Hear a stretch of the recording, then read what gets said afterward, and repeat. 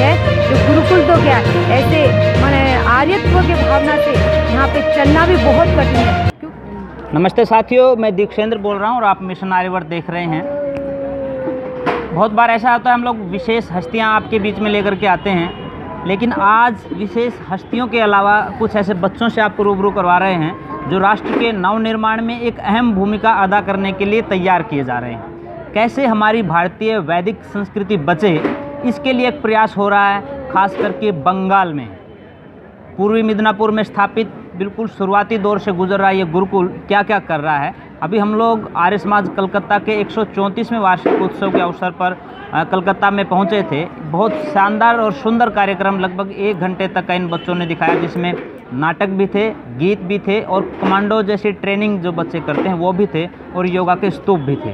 तो उनकी आचार्य और उनकी संस्थापिका हमारे साथ आज कार्यक्रम में उपस्थित हैं। सबसे पहले तो मैं बहन जी से उनका परिचय जानना चाहूँगा। आपका परिचय क्या है? नमस्ते, मेरा परिचय है, मैं एक तो बंगाल की हूँ। बंगाल के गुरुकुल में मैं पढ़ती थी। यहाँ पे आवादा बोल के एक गुरुकुल है, वहाँ पे आचार्य ब्रह्मदत्त जी का गुरुकुल है। उसके बाद मुझे लगा कि नहीं, मुझे कुछ और ज़्यादा पढ़ना चाहिए। इसके लिए मैं हरिद्वार के पास में यूपी अर्थात नजीबाबाद में जो अवस्थित है वो आचार्य प्रेमवदा जी, उनके गुरुकुल के मैं शिष्या हूँ। वहाँ पे कम से कम मैं 12 साल वहाँ रही। जब मैं शुरुआत वहाँ गई तो मेरी तो एक भाषा ही अजीब थी, बंगाली थी, तो मुझे बहुत सारा समय उसमें ही कट गया हिंदी सीखने में। लेकिन मैं हार नहीं मानी, क्योंकि मुझे पता था कि मुझे बंगाल में आकर प्रचार करना है, जहाँ पे संस्कृति बहुत ही पीछे चल रही है। हम कहते हैं जो बोस जी थे, आपका नेताजी सुभाष चंद्र बोस जी थे, वो जब थे उन्होंने तो काम किया, लेकिन ऐसा अब देखने को आ रहा है जो मतलब ऐसा काम घटता जा रहा है, महिलाओं को कोई सम्मान नहीं मिलता है और आर्य समाज और वेद से तो बहुत ही अपरिचित है। तो मेरे को ऐसा लगा, तो इसलिए मैं फिर वहाँ पढ़ाई करने के बाद फिर मैं बंगाल में आई। और बंगाल में ऐसी स्थिति है जो गुरुकुल तो क्या ऐसे माने आर्यत्व के भावना से यहाँ पे चलना भी बहुत कठिन है। क्यों कहते हैं ना, यादृशम खाद्यते अन्नम तादृशम जायते मनः। हम जैसा अन्न खाएंगे वैसा ही मन होगा। देखिए, हम जब हिंसक पशुओं को खाएंगे, जैसे मछली, अंडे और बहुत सारे मांस हम लोग खाते, मुर्गा मछली जो खाते हैं, इससे क्या होता है, हमारा मन मस्तिष्क ऐसे बनता जा रहा है। वेद तो बहुत दूर की बात है, जो अच्छी जो चरित्रवान है, जो संतान है, वो उत्पन्न होना बंद हो गया है। लेकिन हम ये सोचते हैं कि बंगाल के भूमि में दोबारा ऐसे बोस पैदा हो, इसलिए हमने एक गुरुकुल खोला है। आपने गुरुकुल खोला है, उसी बारे में मैं बात करना चाहता हूँ। अभी गुरुकुल जब आपने स्थापित किया है उसको कितने दिन हो गए, ये पहले मुझे जानना है। देखिए, मैं पहले तो जब नजीबाबाद में पढ़ती तब एक गुरुकुल चालू हो चुका था। आपने जो स्थापित किया वो कब से? मैं उसके बारे में, वो मैं 5 साल से जुड़ी हूँ। क्योंकि मैं जब कलकत्ता में पहली बार आई तो ये लोग यहाँ पे आए थे, तो मुझे बहुत अच्छा लगा। तो मुझे मन में आया कि मैं तो वहाँ से पढ़ के आई, तो यहाँ की जो अवस्था है उससे मैं जुड़ नहीं पाई। तो इसके बाद मैंने सोचा नहीं, मुझे गुरुकुल जैसे मैं वातावरण में मैं रहना चाहती हूँ। इसलिए मैं वो पूर्व मिदनापुर में जो गुरुकुल है वहाँ पे, जहाँ पे अब मैं हूँ, वहाँ पे मैं गई। फिर उन लोगों से मुझे परिचय हुआ। आपका नाम भी हम चाहेंगे कि मिशन आर्य के जितने दर्शक उनको आपका नाम भी पता चले। मेरा नाम वेद प्रभा आर्य। मेरा पहला नाम था श्रद्धा, लेकिन आचार्य प्रेमवदा जी ने मेरा नाम वेद प्रभा आर्य दिया था, क्योंकि उनको पता था कि ये प्रकाश करने वाली है और कम से कम बंगाल में जाकर प्रचार करेंगे वेद का, इसलिए उन्होंने मेरा ये नाम दिया था। वेद प्रभा जी एक बहुत बड़ा काम कर रही हैं और गुरुकुल की स्थापना के बारे में उन्होंने बताया, और उनके सामने स्थितियां कितनी भयावह रही होंगी कि यहाँ से गए, हिंदी नहीं आती, हिंदी के माध्यम से फिर संस्कृत सीखना बड़ा मुश्किल था। और उधर मैं जानता हूँ प्रियमदा वेद भारती जी को, उनको बंगाली नहीं आती है। कितनी मुश्किल रही होगी एक दूसरे से कम्युनिकेशन का वो जो साधन रहा होगा। फिर भी अभी आपके गुरुकुल में कितनी बहनें हैं जो गुरुकुल में पढ़ती हैं, अध्ययन जो कर रही हैं? अभी हमारे पास 11 हैं, 11 बच्चियां हैं। अब ये तो बहुत ही क्या बोलते हैं, दुष्ट परिवार के हैं, जो अपना भोजन भी नहीं ठीक से हमारे गुरुकुल को दान कर पाते हैं। तो हम ऐसे ऐसे बच्चों को लेते हैं जिससे कि वो लोग आगे बढ़े और अच्छा काम करें। क्योंकि देखिए, जब अर्थ हमारे पास होगा तो वो बच्चा आगे नहीं बढ़ सकता, और जिसको भूख की बहुत चिंता होगी, ऐसे ऐसे बच्चे आगे काम करेंगे। इसीलिए हमारे गुरुकुल में जो बच्चे हैं वो गरीब बच्चे हैं, और उन गरीब बच्चों को हम चलाते हैं। और हमारे बंगाल में जो दीनदयाल जी गुप्त है, वो हमारे गुरुकुल को सहायता करते हैं। उनके प्रचेष्टा से हम आगे चल रहे हैं, और इससे तो होगा नहीं, और भी आगे यदि आप लोगों के सहायता से बढ़ें तो और भी बढ़ाना चाहूँगी, क्योंकि हमारे पास क्षमता है, हम काम करना चाहते हैं, लेकिन हमारे पास अर्थनीति का जो स्रोत है वो बहुत कम है। क्योंकि हम एक गांव में रहते, हम यदि चाहें तो हम बाहर भी आ सकते हैं, शहरों में भी काम कर सकते हैं। मैंने सोचा कि नहीं, गांव में भी तो कुछ करना है। जैसे महर्षि दयानंद जी थे, वो गांव-गांव में प्रचार किया। इसलिए मैं सोच रही थी कि मैं गांव से ही उठ के आऊँगी, बच्चों को उठा के लेके आऊँगी शहरों में। तब गांव को जब उठाऊँगी तो शहरों में आके वो लोग तिलका मचाएंगे। इससे आर्य समाज का बहुत ज़्यादा प्रचार होगा। वेद प्रभा जी ने 2 बातें कही हैं, उनके ऊपर मैं टिप्पणी जरूर करना चाहूँगा। एक तो कि इन्होंने कहा कि बच्चे गरीब हैं, गरीब नहीं हैं, निर्धन हो सकते हैं, लेकिन इनकी योग्यता जो आज लोगों ने देखी है, मैं ये मान सकता हूँ कि अद्भुत कार्य इन बच्चों ने करके दिखाया है। ये अध्ययन में क्या कर रही हैं वो तो मैं बाद में पूछूंगा, लेकिन एक शारीरिक तौर पर जो सीखा जा रहा है, चाहे उसमें योगासन है, चाहे कमांडो ट्रेनिंग है, और चाहे जिस तरह का प्रदर्शन बच्चों ने दिखाया, वो अपने आप में अनुकरणीय है। और बहुत सामान्य स्थिति में ये बच्चे चल रहे हैं, लेकिन आप सभी जानते हैं संघर्षों से जो व्यक्ति गुजरता है वही कोई ना कोई बड़ा काम करता है। और ये ऐतिहासिक धरती है कलकत्ता की, यहाँ से बड़ा काम करने वाले लोग पैदा हुए हैं। बहन जी, मैं आपसे अगला प्रश्न ये करना चाहूँगा, ये जो हमारे बच्चे हैं, जो बहनें हैं, इनको आप पढ़ाते क्या हैं? यहाँ पे जो पढ़ाई होती है, एक तो हम गुरुकुल चलाते हैं। इसका मतलब गुरुकुल के जो पद्धति है, 4 बजे उठना, ये तो है ही। आर्य विचारधारा के जो वैदिक जो आर्ष विधि है उसको पढ़ाते हैं।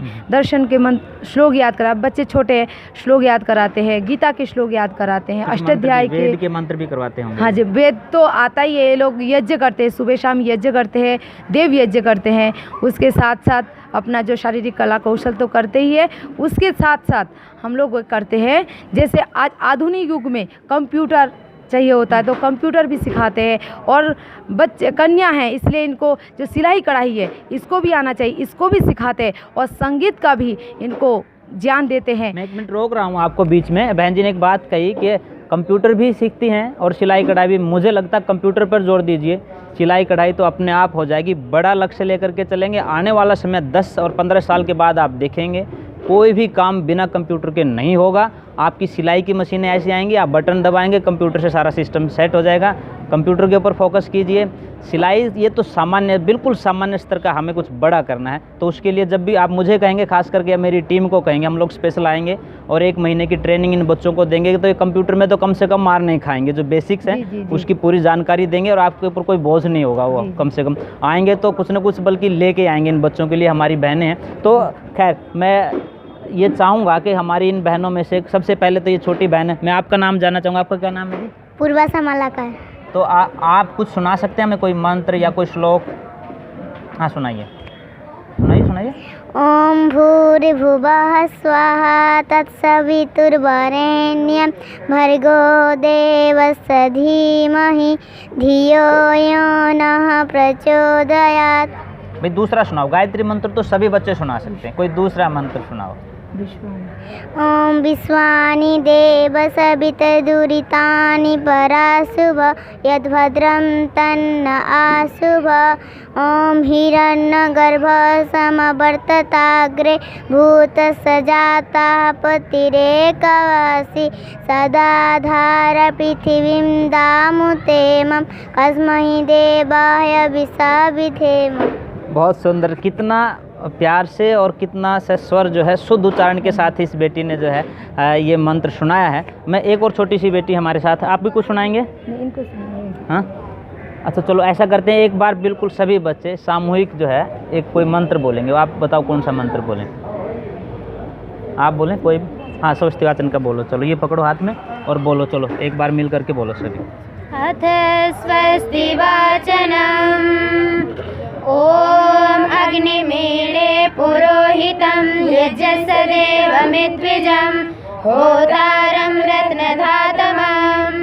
ओम सनः पितेव सोनवेग्ने सोपायनो भव सचस्वानः स्वस्तये। ओम स्वस्ति नः मिमितामश्विना भगः स्वस्ति देव्यदितिरनर्वणा स्वस्ति पूषा अशुरो ददातु न स्वस्ति द्यावा पृथिवी सुचेतुना। ओम स्वस्तये वायुमुपब्रवामहे सोमं स्वस्ति भुवनस्य यस्पतिः बृहस्पतिं सर्वगणं स्वस्तये स्वस्तया आदित्यासो भवन्तु नः। बहुत सुंदर जो है, मैं अभिभूत हूँ, मैं शब्द नहीं निकल रहे मेरे मुंह से इन बच्चों की ये विशेषताएं देख करके। हम लोग बात करते हैं संस्कृति की, मंच से बड़े बड़े भाषण भी देते हैं, लेकिन जब बड़े बड़े भाषण देने वालों के परिवार में झांकते हैं तो वो चीज़ नहीं दिखाई देती जो इन बच्चों में है। उनके लिए तो मेरा ये निवेदन है कि हो सकता है आप अपने बच्चों को गुरुकुल में दाखिल ना करवा सकें, लेकिन महर्षि दयानंद सरस्वती ने कहा है वेद को पढ़ना भी चाहिए और पढ़ाना भी चाहिए। यदि आपने वेद नहीं पढ़ा कोई बात नहीं है, परंतु आप इन बच्चों को पढ़ा सकते हैं। आप कहेंगे कि मैंने वेद नहीं पढ़ा तो इनको कैसे पढ़ा सकते हैं? आप इन बच्चों को गोद ले सकते हैं। एक एक बच्चा गोद लेंगे, मुश्किल से एक बच्चे का एक पूरे साल का 20,000 रुपये भी खर्च नहीं होगा। और ये 20,000 उन लोगों के परिवारों में जो बच्चे पढ़ते हैं 7वीं 8वीं क्लास में, एक महीने की उनकी फ़ीस है बड़े स्कूलों में बच्चों की, कुछ भी नहीं है। परंतु इस संस्कृति बचानी है तो इन बच्चों को और ख़ास करके आचार्य जी को, वेद प्रभा जी को, इनको सहयोग तो करना ही करना पड़ेगा। अच्छा, मैं दूसरी बात आपसे पूछना चाहता हूँ, ये तो हमारी शिक्षा की बात हुई, आप जो कुछ सिखा रहे हैं, इनकी दिनचर्या क्या रहती है बच्चों की? सुबह तो 4 बजे उठते हैं। 4 बजे के उठने के बाद अपना जो मंत्र होता है, जैसे हम सुबह का शुरू करते हैं, जो मंत्र बोलते हैं, हाँ, वो प्रातरग्निम प्रातरिंद्रम, इस मंत्रों से हम वो करते हैं। उसके बाद फ्रेश हो जाते हैं। अपना दिनचर्या करने के बाद संध्या होती है। संध्या में उसमें हम लोग गायत्री मंत्र का भी जाप करते हैं, जिससे कि हमारा दिन जैसे मेडिटेशन की तरह है। हम सारा दिन क्या करेंगे उसे सुबह ही हम लोग निर्धारित कर लेते हैं, और जाप के अंदर अपने पवित्र मन को पवित्र करने के बाद फिर काम पे लग दे। उसके बाद थोड़ा जो गुरुकुल का काम है उसको काम करने के बाद काम भी खुद ही करते हैं सभी बच्चे? हाँ, अच्छा, ठीक। हमारे पास गाय भी है, गौ पालन भी हम करते हैं। उसके बाद खेती भी है, खेती भी करते हैं। उसके बाद क्या बोलते हैं, बहुत सारे काम है, जैसे गाँव के निर्भर हैं, मतलब खाना वाना बनाना किसी की तरफ इस रूप में नहीं देखते कि कभी नौकर आएंगे, कुछ और लोग आएंगे वो काम करेंगे, तो खुद ही करते हैं सभी बच्चे। जी, हम लोग सभी काम सभी करते हैं, बच्चे भी करते हैं, हम लोग खुद भी मिलके करते हैं। उसके बाद जैसे हमारे घर भी बनता है तो हम लोग सभी एक साथ लग जाते हैं कि हम लोग दूसरों को क्यों पैसा दे, हमारा शरीर भी स्वस्थ रहे, इसलिए हम उसके खुद ही काम करते हैं। किस समय बच्चों को सोने के लिए भेज देते हैं?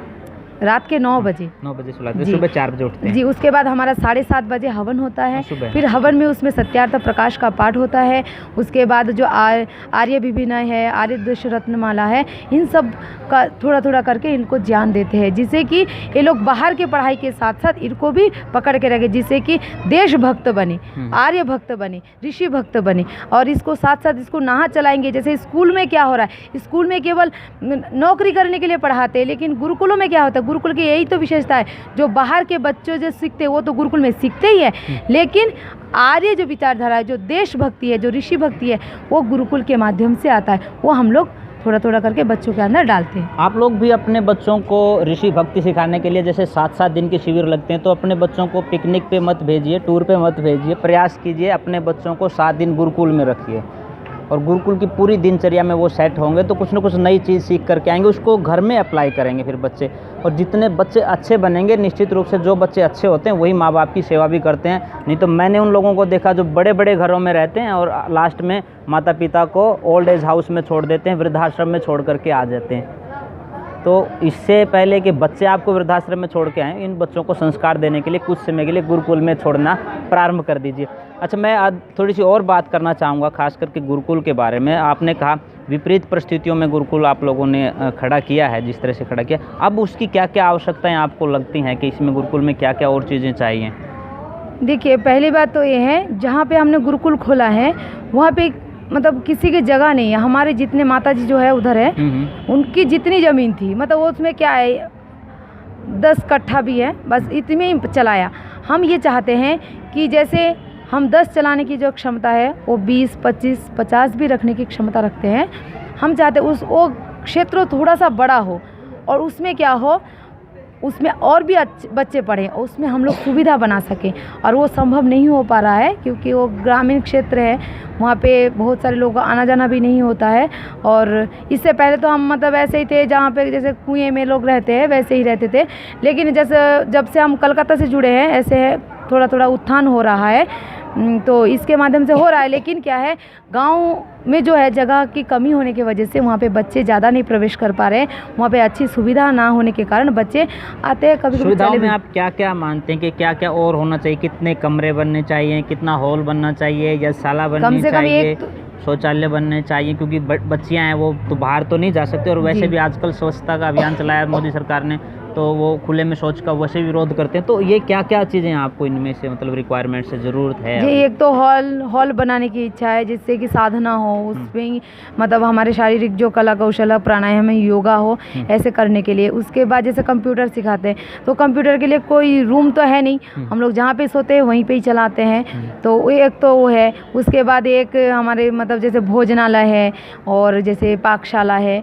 हम लोग जैसे माता जी की थी वैसे ही हम कुटिया में चला रहे हैं, लेकिन उसकी आवश्यकता है क्योंकि उसको उसी में सीमित रखेंगे तो आगे नहीं बढ़ेंगे, क्योंकि बच्चे जो आते हैं वो सोचते हैं कि बस इसी में ही हम लोग का दिन गुजार करना है। इसीलिए तो जैसे दिन बढ़ रहा है, जैसे दिन मतलब प्रगति की ओर जा रहा है, हम सोचते हैं कि इसको भी थोड़ा प्रगति बनाए, नहीं तो हम लोग क्या कहें इसी से मुँह मोड़ लेंगे लोग। मतलब जब वो देखेंगे ऐसे ही है, वातावरण अच्छा नहीं है, वो लोग चले जाएंगे। इसको पकड़ के रखने के लिए हमें थोड़ा ऐसे रूम की आवश्यकता है। और यज्ञशाला तो हल्का सा बनाया है, उसमें कोई ऐसे खास काम नहीं हुआ है, ऐसे 4 दीवार बना के ऊपर बना लिया है। तो मैम माता जी हमारे साथ हैं जिन्होंने इस गुरुकुल के लिए अपनी ज़मीन दी है। स्वामी श्रद्धानंद जी ने भी जब गुरुकुल की स्थापना की तो अपनी पैतृक ज़मीन बेच करके उन्होंने गुरुकुल स्थापित किया था। तो ऐसा ही कुछ उदाहरण हमारे सामने है। मैं माता जी से जानना चाहूँगा, माता जी मुझे पता आप हिंदी कम समझते हैं, कम बोलते हैं, फिर भी थोड़ा सा तो मैं चाहूँगा आपने क्या विचार करके ये ज़मीन गुरुकुल के लिए दे दी? বাংলাতে আমি বলছি। हाँ, बांग्ला में बोलिए, मैं बहन जी से अनुवाद करवा लूँगा बाद में। আমি দেখলাম আর্য সমাজ ঋষি দয়ানন্দ সরস্বতী বিচার এত সুন্দর, তার জন্য আমি দেখলাম এ ভূমি তো আমাদের পরম্পরা থাকবে, আমরা সবাই চলে যাব, আবার থেকে যাবে, কিন্তু আমার পতিদেব, আমার শাশুড়ি মা, ওরা সবাই আমরা আলোচনা করলাম যে এ জায়গা শ্মশান হয়ে আছে, এ স্বর্গ হয়ে যাবে, কত ঋষিমণির পদধূলি পড়বে, হ্যাঁ স্বর্গ হয়ে যাবে, এবং ছোট ছোট কন্যাদেরকে ভালো মা তৈরি করতে হবে। ভালো মা যদি হয় দেশকে সুসন্তান দিবে। যেমন বিদ্যাসাগর, তার মা ছিল, ভালো মা ছিল বলে সুন্দর বিদ্যাসাগর, বিবেকানন্দ, রাজা রামমোহন, কত সুন্দর তারা এই পৃথিবীতে আলো করছে আর তারা সোনার মতো চকচক করছে। তার আমার সেই ভাবনা আমার পতিদেবের একই, আমার শাশুড়ি মাও বলছে হ্যাঁ তুমি দান দাও বলে আমরা সবাই মিলে একবারে পুরা জায়গা যতটা যা ছিল সব দান দিয়েছি। আর নিজেরাই সব, আমার ছেলেও তাই গুরুকুলেও পড়াশোনা করছে, ছেলেকে একজন ফোন করছে বলে তোমার মা বাবা সব জায়গা দান করছে। বলছি ঠিক আছে, আমার দাদু তো মারা গেছে, ওই জায়গা তো কিছু নিয়ে যায়নি, তা আমার মাও মারা গেলে বাবাও মারা গেলে কেউ নিয়ে যেতে না, থাকবে পরম্পরা, একটা ভালো কাজ করছে বাবা মা। हाँ, तो माता जी ने क्या कहा थोड़ा सा आप बता दें, क्योंकि मुझे पता है मिशन आर्यवर्त के देखने वाले 99% लोग हिंदी ही समझते हैं। माता जी बोल रही है इन्होंने जगह किस लिए उन्होंने दान किया। वो कह रहे थे कि उन लोगों ने सोचा कि ये तो श्मशान की तरह अर्थात नरक की तरह पड़ा हुआ, इसमें सब मछली खाते हैं, वो काटते मुर्गा काटते हैं।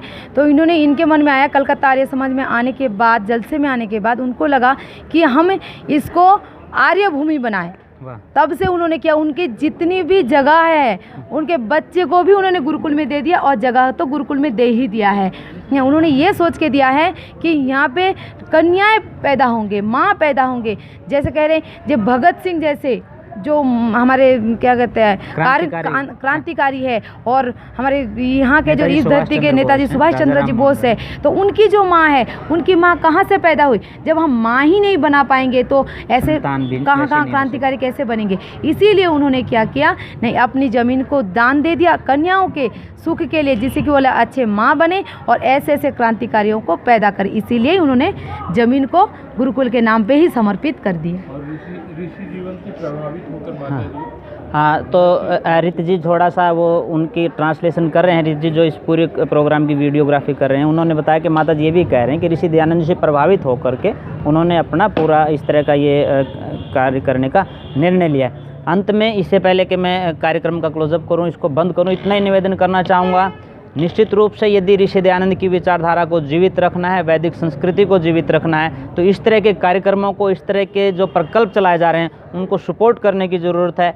आप अपने संकल्प को मजबूत करने की ज़रूरत है। आप इनका जितना सहयोग कर सकते हैं वो करें। पूर्वी मिदनापुर में इनका गुरुकुल है, बंगाल में, आप उसमें जितना ज़्यादा से ज़्यादा सहयोग कर सकते हैं वो करें। स्क्रीन के ऊपर बहन आचार्य जी का नंबर हम लोग दे रहे हैं, आप उनसे संपर्क कर सकते हैं, और गुरुकुल में आप लोग अपनी तरफ से क्या कर सकते हैं वो भी करें। सिर्फ पैसा नहीं चाहिए, आप लोग बच्चे भी भेज सकते हैं, क्योंकि जिस तरह से बहन जी ने कहा कि माता निर्माता होती है, वो हम लोग कहते हैं कि माँ निर्माण करने वाली होती है, लेकिन उस माँ के निर्माण की भी आज आवश्यकता है। कहीं ना कहीं आज समाज जिस दिशा में जा रहा है उसको रोक करके प्राचीन वैदिक संस्कृति की तरफ बढ़ाने की ज़रूरत है। अपने साथी ऋत आर्य के साथ दीक्षेंद्र आर्य, आर्य समाज, कलकत्ता।